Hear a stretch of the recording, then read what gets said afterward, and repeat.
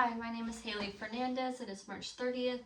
Before we get started, can I ask my patient for consent to have this uploaded onto YouTube so my professor in school can grade? Yes. All right, we're going to do a 360 view of the room.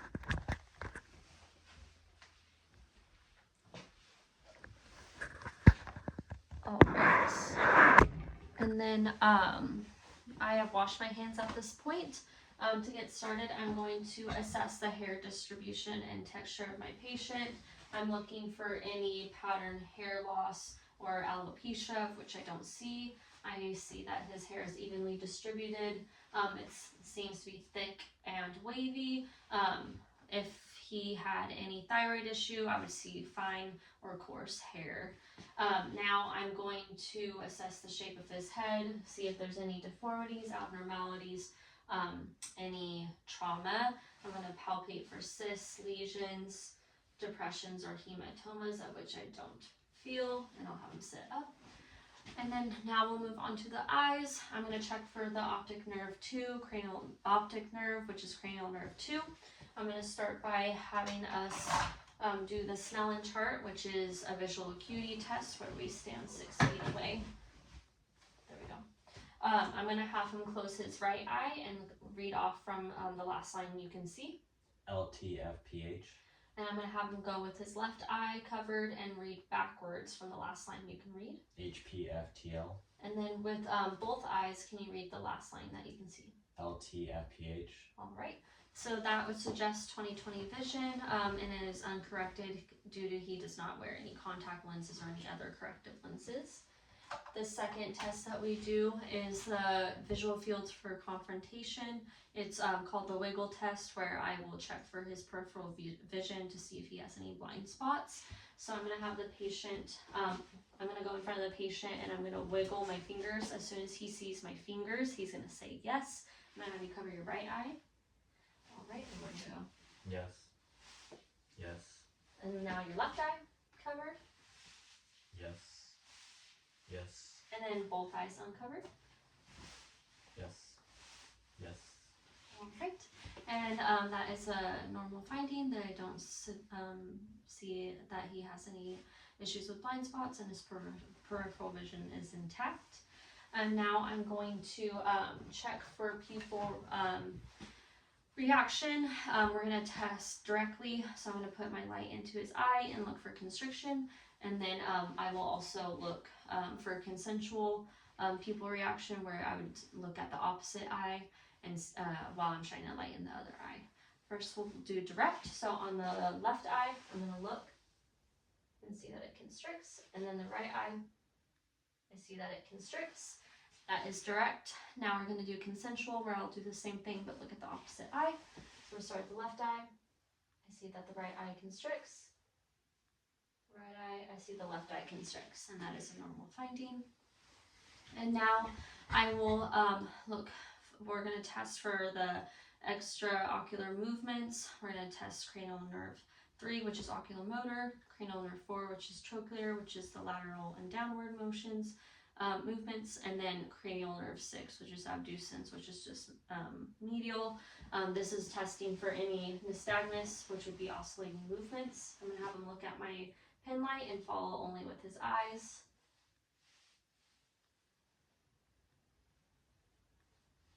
I do not know any nystagmus.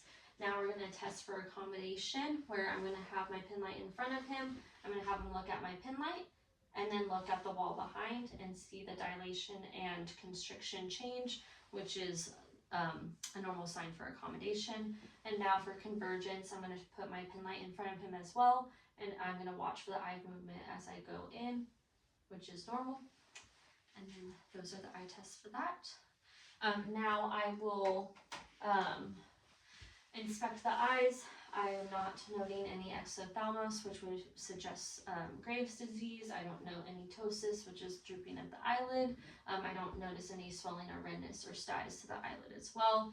And now looking at his eyes, I see the conjunctiva and the sclera is white, which is normal. And then the iris and the cornea appear to be normal as well.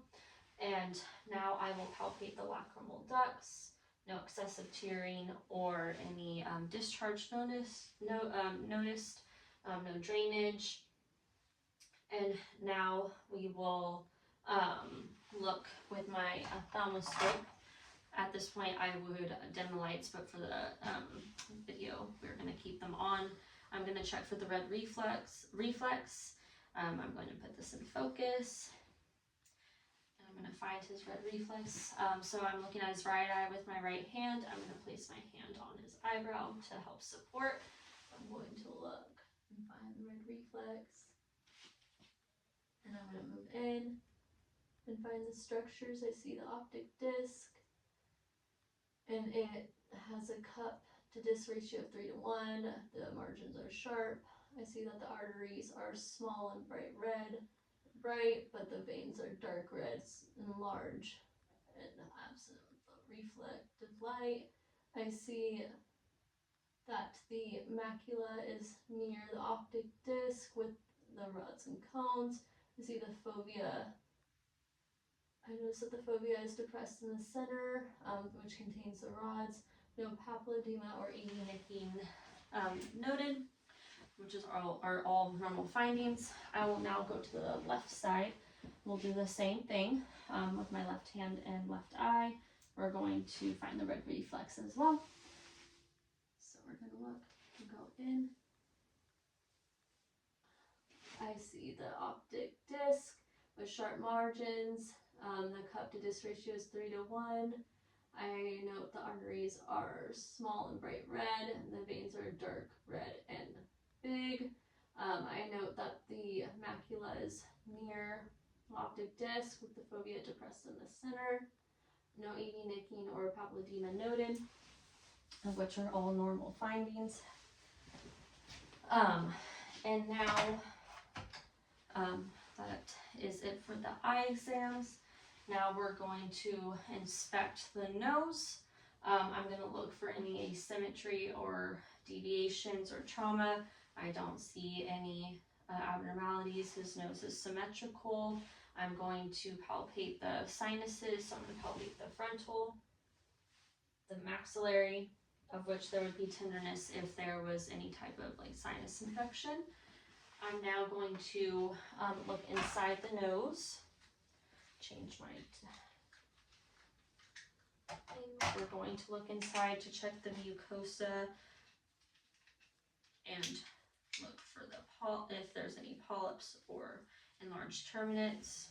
I'm going to look in the right nostril first. And we're just looking. I see that the mucosa is pink. I don't see any drainage or discoloration. Terminates are normal size, no enlargement, and no polyps noted. Might have a little tickle nose. And then now on the left side as well, we'll do the same thing. All right. I note that the mucosa is pink, no drainage. I do not see any large terminates and no polyps, which are all normal findings. Now we'll check for the olfactory nerve, cranial nerve 1, olfactory. We're going to do this where he closes his eyes, and I'm going to have him occlude one nostril, and then I'm going to have him smell different things on each side. So how do you close your eyes? Occlude the left side, smell the right. What is it? Cinnamon. That is correct. And now I'm going to have you keep your eyes closed and include the right nostril, and we're going to check the left. Vanilla. Yeah. All right, those are normal findings. This suggests that his olfactory nerve is intact. And now we are going to move to the ears. I'm going to check his cranial nerve 8, which is the vestibulocochlear nerve. We're going to do that first. There's a series of 3 tests. We're going to start with the whisper test, where I'm going to have him actually stand up. I would be 2 feet away. Oh, that's fine. Oh, yeah, right there. And then I'm going to have him occlude one side of his ear at the tragus. He could either move his tragus or he could just occlude it. I'm going to say a series of letters and numbers and whisper it real quick. Repeat them back to me when you hear them. RH3. That is correct. And now occlude your other side.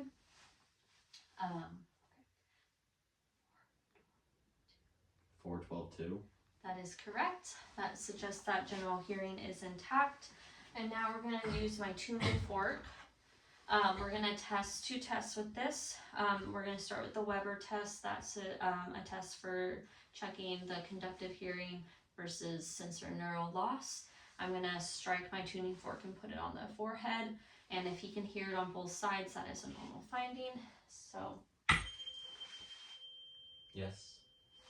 all right, that suggests no lateralization, which is a normal finding.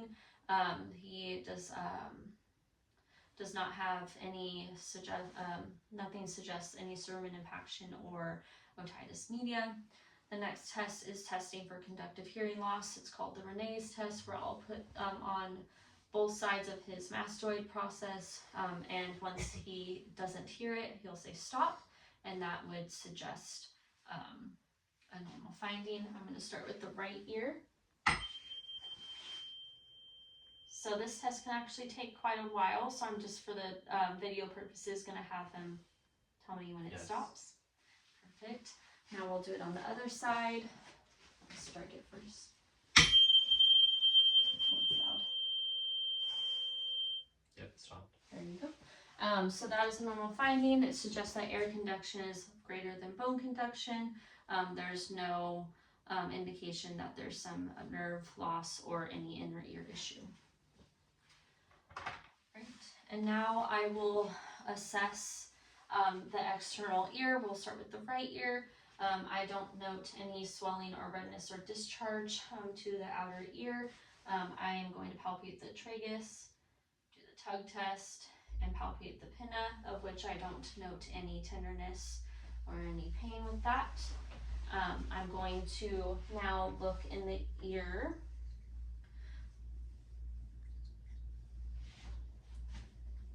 All right, we're going to turn this on. So we're going to look in the ear. I would pull, because he is an adult, I would pull up and back. We're going to look in the ear.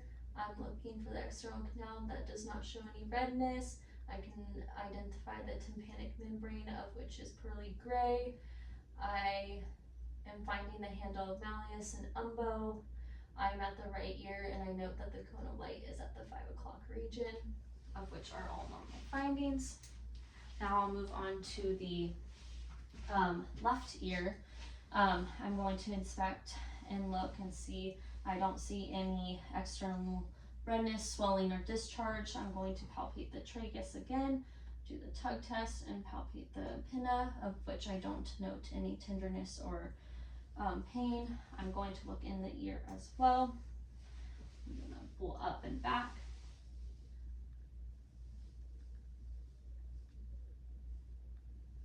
All right, I have located the inner ear, and I see that the canal is free from redness. The tympanic membrane is pearly gray. I don't know any bulging or effusion, and I see that the handle of malleus and umbo is there. I'm on the left ear, so the cone of light is at the 7 o'clock region, of which are all normal findings. All right. And now I'll move on to the mouth. I'm going to inspect, and I see that his lips are pink and moist. There's no dryness, scaliness, or any ulcers. I'm going to have him open his mouth. I'm just going to look with my light. In general, I see that his gingiva is free from discoloration. It is pink. There's no hypertrophy. I see that his teeth are free from any dental caries. They are white and they're all intact, no broken teeth. I'm noting the buccal mucosa, which is pink. I note that the Stinson gland, and then lift your tongue up, and the Wharton's gland, salivary gland are intact. And now you can put your tongue down. I'm going to now look, I'm going to test for cranial nerve 12, which is the hypoglossal. He's going to put his tongue against my hands, again on this side. That is intact. And now I'm going to test for cranial nerve 10, which is vagus, and the cranial nerve 9, which is the glossal pharyngeal nerve. I'm going to have him open his mouth. I'm going to have you stick out your tongue and say, ah. All right, you're good. The uvula is midline. I don't see any deviation. Tongue is normal color. The papilla size is normal. Posterior pharynx and tonsils are free from exudates. There's no swelling or redness. And now I am going to test for the range of motion of the neck. I'm going to have him flex, extend the neck, hyperextend, do lateral side movements, and then also rotating movements, which are normal. I'm going to check for the spinal accessory muscle, which is cranial nerve 11. I'm going to have him shrug against my hands. Perfect. Go against my hand. Good. Again. Good. Which all are intact. I'm now going to palpate the lymph nodes and test for any tenderness or nodules. I'm going to start with the preauricular, postauricular, occipital, posterior cervical, anterior cervical, tonsillar, submental, submandibular, supraclavicular. No nodules or tenderness noted. I'm now going to look and inspect for the trachea, and I locate and see that the trachea is midline. There's no deviation. I'm going to have him swallow.